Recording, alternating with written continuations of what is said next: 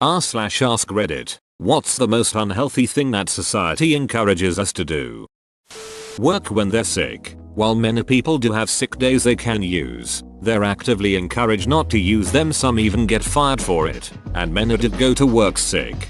Work in food service where it's technically illegal to work when sick, but if you dare try and follow that rule you'll be lucky if you have a job. Yup, which is absolutely disgusting, in a couple ways. If I have to work when I'm sick, I will do everything I can to infect my boss. If you want to set the standard that health isn't important, then get ready to be sick. I had to stay off yesterday, was scheduled for overtime, and followed the procedures for ringing in and saying I'm not well. Came in this morning and was chewed out for missing work at a crucial time, and I should have come in anyway so they could see if I was actually sick enough to warrant not working. It would have cost me £20 in taxis to come in, shit myself and throw up on her desk. Next time I'm going to be doing exactly that.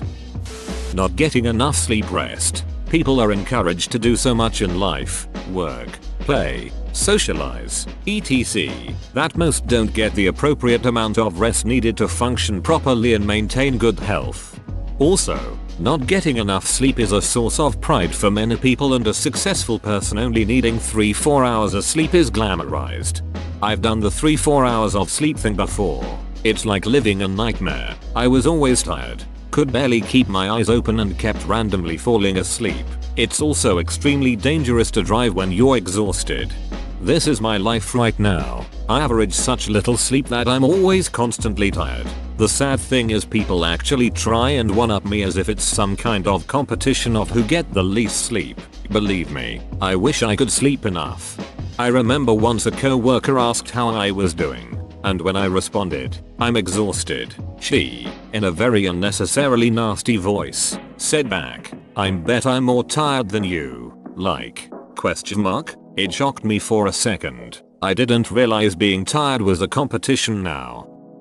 That working an 8-5 job is really necessary. It's not true for all jobs, but some jobs have huge amounts of downtime and the employees end up just trying to look busy for large parts of the day. It's what I'm doing right ducking now. It's what I do every goddamned day. If I can finish a job in 2 hours, why do I have to just sit here for the other 7? You know I'm not doing anything. Why draw out the torture? I used to manage a small team of folks, and this was generally my policy. Once your work for the day was done, you were good to spend the rest of the day however you wanted. I gave everyone a talk about how this was something I was trying and that we needed to stay on top of our shit to get away with it, and make sure that if something came up between 9-5 you were still available and could make it into work if anyone freaked out needed you for something. Anyway, all was well, and at the end of year celebration my team swept the awards for our division. Eventually, my boss found out and was fine with it, but said just make sure HQ doesn't find out. Fast forward a few months and I had given notice to go to grad school and was training my replacement when I told her the informal team policy. She mentioned it to someone at HQ, and that person promptly threw a shit fit and put an end to that policy. The entire team turned over within 3 months. I really just can't figure out why work wants you to just chill for 8 hours. I get wanting you to be available if something pops up, but why does that require sitting at your desk doing nothing for huge chunks of the day? As an Irishman, the most obvious answer to this is drinking. The social pressure to go on the gargle week in, week out is unbelievable. Australian here. I drink sometimes, but it amazes me how much people expect others to drink. I've been at social events where, upon arrival, people noticed there was alcohol available and went for it. When they saw me not drinking, they've asked me why I'm not already drinking. I explain that I don't feel like it that moment. So they tell me that they have money to buy me a drink if I don't have enough. I can't tell them that I have money but don't want to drink that moment enough times to make them understand. They just stare at me, like, but alcohol is available, you have to drink. Scottish, and this is a thing here too. Also Scottish, can confirm, I've never drank alcohol in my life, by choice. When people find this out in Scotland, they act like I've got some sort of disfiguring ailment. You're getting deported in the morning. Prioritizing work over well-being. This is something that I've been working hard on for the past several months. When I first joined the workforce about a year and a half ago, I thought that my job was supposed to be my biggest life definer. I would work and figured my identity was what I did for work. However, programming and IT were never my passions, nor are they today. I've had 2 jobs in them now and they pay the bills and more. But I've found that my passions and ambitions will never be in my job career, but in my hobbies. My job is just a way to sustain a lifestyle that allows me to enjoy my hobbies. I had to learn this the hard way. I'm a software engineer, coding was my passion, until I entered the workforce. Now the last thing I want to do when I leave work is touch a computer. The vast majority of my hobbies do not involve computers at all, and the 2 that do tend to get neglected for periods of time simply because I can't bring myself to look at a computer when I get home sometimes. What I've realized is that for me to be healthy I need to go to work hard for my 8 hours, and I do enjoy and feel accomplishment with that work, but then go home and do something else. I will never prioritize work above my life again. Can confirm. Just emailed in sick this morning. I got a flu that's been going around. My boss replied to tell me that he got it too, but he's still going in. Okay, enjoy getting everyone else sick. Consumerism. Having to own the right stuff to have worth. An 8-hour workday when studies have shown we're really only productive for about 6. We should have more time to actually live life. I spend an inordinate amount of time at the office considering all the stuff I could be doing at home. Then when you finally get home there's only 3 hours that I can commit to housework home improvement. It's incredibly frustrating because I have spare time, but that's time I have to look busy at work. Eat food with lots of sugar. We don't really notice it, but most food is loaded with sugar even if it doesn't need to be, because sugar is cheap when compared to other natural products and flavorings. It also adds a lot of weight to the product so the total weight stays the same while profit increases. Most companies don't care about this anyway, because people like sugary sweet stuff and will probably still buy it if they don't look closely at the sugar content and think carefully. Obviously this excessive consumption is unbeknownst to ourselves, so a lot of people end up obese or diabetic. I've lived abroad for 5 years and came back to the USA over the break to visit family. Had turkey sandwiches at my sister's where we used some oat nut bread or something that sounded similarly healthy. The bread was sweet. It wasn't supposed to be a fruit bread or anything. Just they added it for whatever reason. And I couldn't even finish the sandwich. I mean damn. I can't imagine her oat bread was more healthy than my go-to white bread made only with flour, yeast, and salt if you dump all that sugar in it.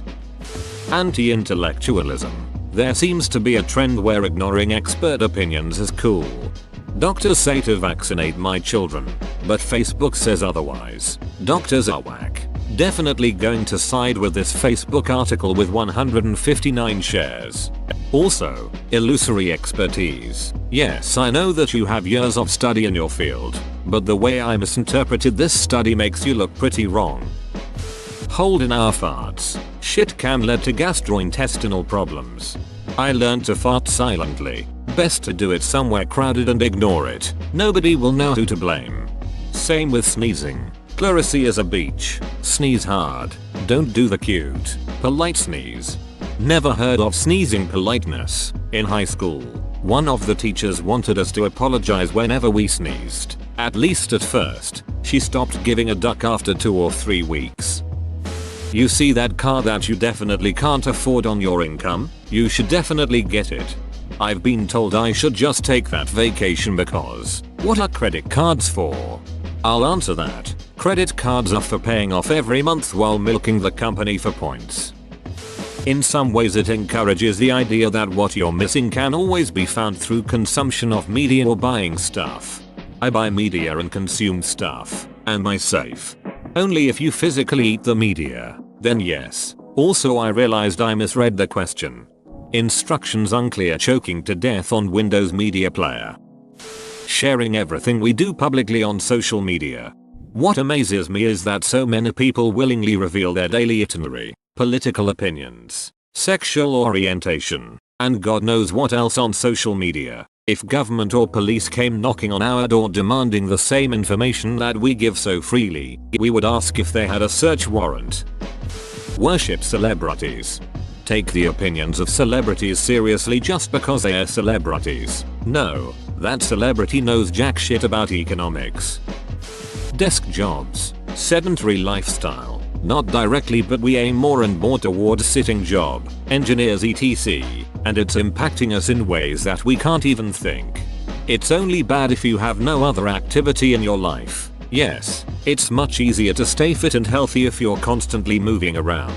But having a desk job does not necessarily lead to an unhealthy lifestyle. It just enables one if you're not motivated to do anything else. Yes, I'm looking at you. Bob, you work on the second floor. Take the stairs sometimes. Driving everywhere. The city I live in is not very pedestrian friendly and people drive everywhere, even down the block because there are no sidewalks. I live in a major US city with good walkability and public transit. I have a car, but can't get anywhere with the other two. I'm on the train as I type this. A lot of my friends live in the suburbs and drive everywhere. They are amazed how often I walk, even in inclement weather.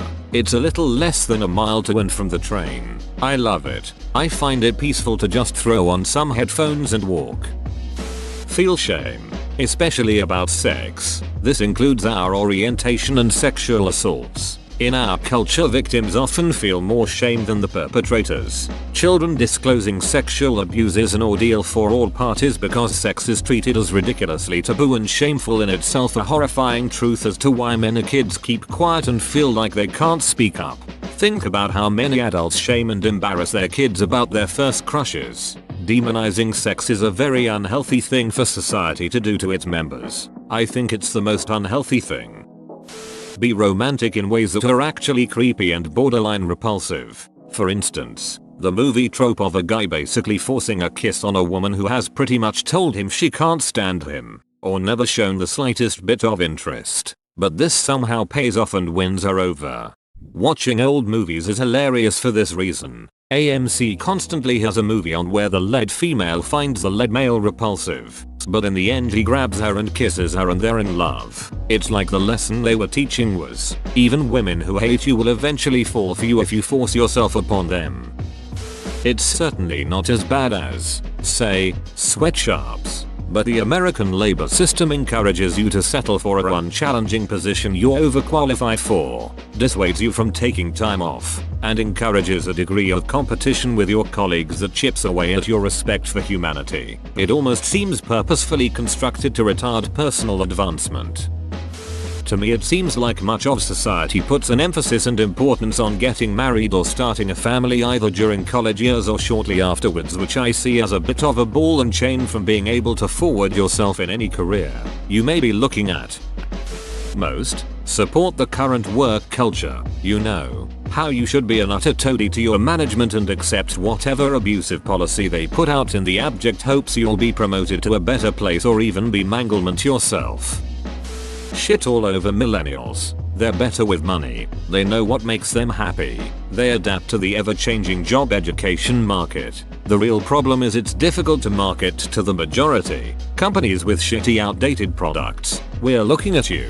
Fabric softened. Can't market to them and then blame them for financial losses. Baby boomers beach because these kids value happiness. Is that the whole point? As an Xer in between, I have more respect for the millennial than the boomer. Boomers were the most selfish generation their whole lives. They got away with it because of their numbers. The idea that you have to do something with your life. Not everyone needs to be a doctor or a lawyer. Working a blue-collar job and having hobbies is doing something. I understand striving for longevity in a job, but not everyone has to get a degree and end up in a white-collar career. Stay in our bubble. Watch the news TV. Eat processed foods. Smoke cigs. Drink alcohol, overindulge in shopping, etc. Useless stuff basically. Health at every size. Just tough it out. You're not weak. You're a stronger person than this. About clinical depression or anxiety disorder. That's not how this works. That's not how any of this works. Find your one true love, TM. Get married. Have children. If you don't do these 3 things, you'll failure. Monogamy is not for everyone. Marriage isn't for everyone. Children aren't for everyone. And the worst part is there's a lot of pressure that if one step of the master plan isn't working, you need to push yourself to the next step because surely that will fix things. Your relationship isn't working? Get married. Your marriage is falling apart? Better have a kid. Not as much now, but tanning for vanity purposes. It's not cool anymore. Save yourselves.